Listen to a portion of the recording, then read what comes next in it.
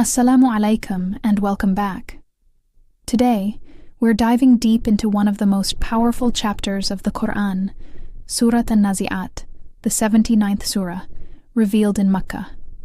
Its central theme revolves around the certainty of resurrection, accountability, and the ultimate consequences of our choices in this life. The name an-Nāziʿāt, which means those who pull out, comes directly from the very first verse and sets a dramatic tone for the entire chapter. The surah begins with a series of profound oaths. Allah swears by different groups of angels performing their duties. First, by an-Nāziʿāt, the angels who violently pull out the souls of the disbelievers. It's a jarring, intense image. Then, by an-Nāshiṭāt, the angels who gently draw out the souls of the believers, a stark and comforting contrast. Following this, Allah swears by the angels who move swiftly, who race to fulfill His commands, and who manage the affairs of the universe as He has ordained. Why start with these oaths? To establish a fundamental truth.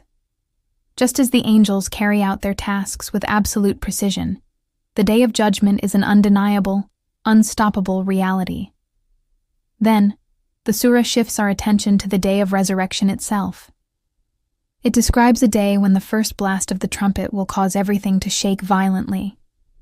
This will be followed by a second blast, and in an instant, all of humanity will be resurrected. On that day, hearts will be pounding with terror, and eyes will be cast down in humility and fear. The surah captures the disbelief of those who mockingly asked, "Will we really be brought back to life after we've become bones?" Allah's response is swift and decisive. It will be just a single cry, and suddenly they will all be awake and standing on the plain of judgment. This emphasizes how effortless resurrection is for Allah. To drive this point home, the surah presents the powerful story of Prophet Musa and Firʿawn, or Pharaoh. Why Pharaoh? Because he is the ultimate symbol of human arrogance and denial of accountability. He famously declared, "I am your Lord, the Most High." Prophet Musa came to him with clear signs from Allah, but Pharaoh rejected them, choosing instead to spread corruption. The result? Allah seized him with a severe punishment, making him an example for all time, both in this world and the hereafter. The lesson here is crystal clear. No amount of worldly power or influence can shield a person from divine justice. Next, Allah presents a logical argument from creation itself, challenging us with a powerful question.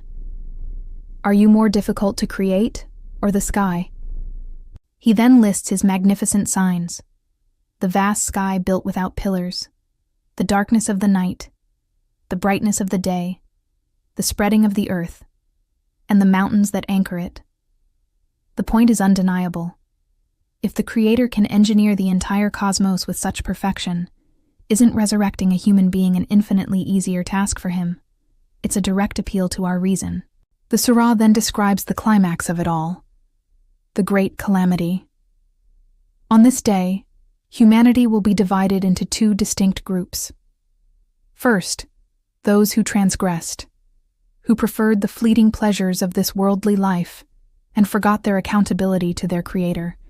Their eternal home will be the hellfire. The second group consists of those who were conscious of Allah. They feared the moment they would stand before Him and actively restrained their souls from forbidden desires. Their reward?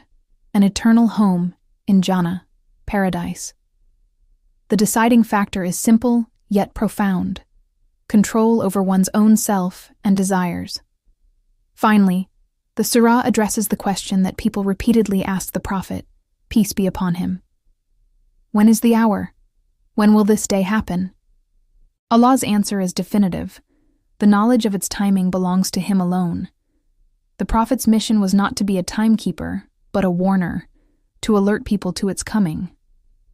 And when that day finally arrives, our entire life on earth, whether it was 60, 70, or 80 years long, will feel like it was just a single evening or the morning that followed it.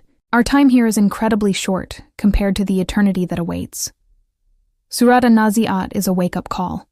It reminds us of the reality of the hereafter, the importance of humility, and the critical need for self-discipline in the face of our desires. It's a powerful guide for navigating our short time on this earth. Thank you for joining me in this reflection. Don't forget to like, subscribe, and share. Until next time, may peace be with you.